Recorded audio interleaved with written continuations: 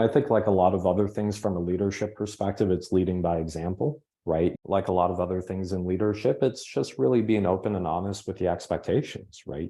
Here is how we as an organization communicate with clients and prospects. Here's what the expectation is, but more importantly, here's the why, here's the rationale behind it. Let me show you this recording of Matt and Sam riffing for 10 minutes on like, oh my God, here's what urgency could do if it's implemented appropriately.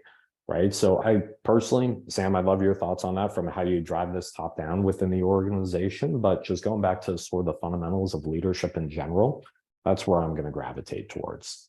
I think you're dead on. I think also two things I'd say, your expectations, right? I think sometimes as leaders, we talk about expectations of our reps, but we often don't talk about the expectations they should have of us. And I think that's also a great way to define what's really important to you. So you can expect me to always respond urgently, right? If you have a deal, if you have something, if you've got a proposal out, I'm always going to be really quick because that's so important. That can make or break our deals, AKA I need you to do the same thing. I think the other thing to talk about, right, is defining some of these kind of fluffier words, right? So urgency to me means something very, very different than a lot of people.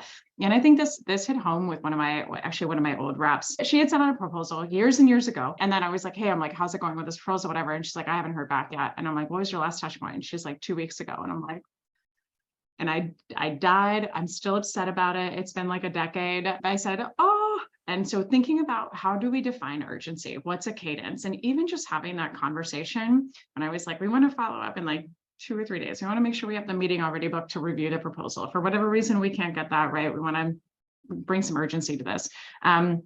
But also came out, right, that makes her really uncomfortable, right? Your urgency, Sam, is very different than my urgency. And that's just like following up that quickly, it makes me uncomfortable.